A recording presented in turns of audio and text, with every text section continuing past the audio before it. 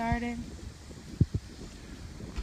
So here I am. I just got through looking at the cemetery. Now I'm with cotton picker Bob Williams, who gave up his career at cotton picking many years ago, but still has some knowledge that he's going to share with us, because Olivia, who is the camera woman right now, wasn't really sure what all these flowers were. So Bob, will you explain to us all about cotton?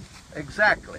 Now, I grew up in the 40s, and in those years, our primary crop for financial existence depended upon cotton and corn.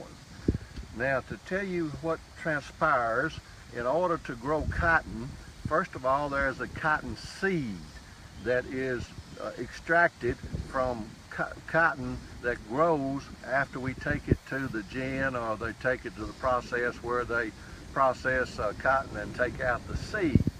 But as it grows, begins to grow, back in my day, we used horses and mules to cultivate the fields and to keep the grass out of the cotton, as well as a chopping hoe. And as the cotton begins to grow, it first of all develops this little bloom. It's so pretty, this yellow bloom here. But then as it grows and develops, then it produces what we call a cotton here in this hull. And as it grows, this opens up, this bowl of cotton, we call it, it opens up, and when it opens up, you see the white fluffy cotton that is then picked, in my day, by hand, dragging a cotton sack through the cotton fields. But backing up a little bit, as the cotton begins to grow, we would chop it to chop the grass out, and in some instances thin out the plants.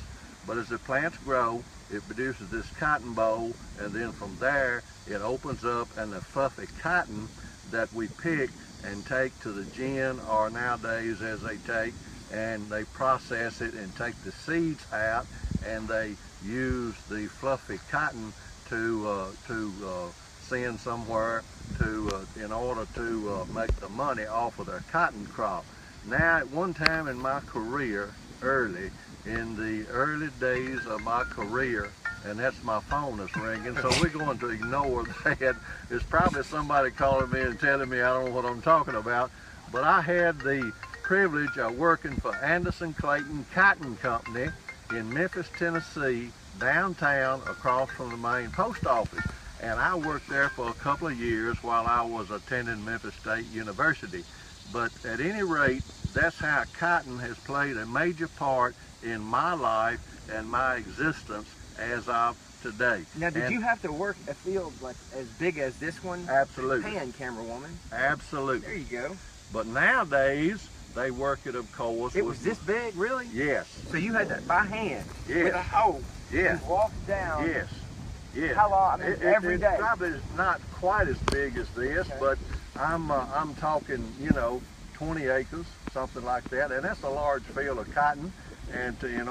But we would go to work in the morning. We'd work till the sun went down, and as I think back on it, those were some of the better days of my life, because now I'm better able to appreciate what the process of learning to work hard, diligently, and the outcome of what we work for and so forth.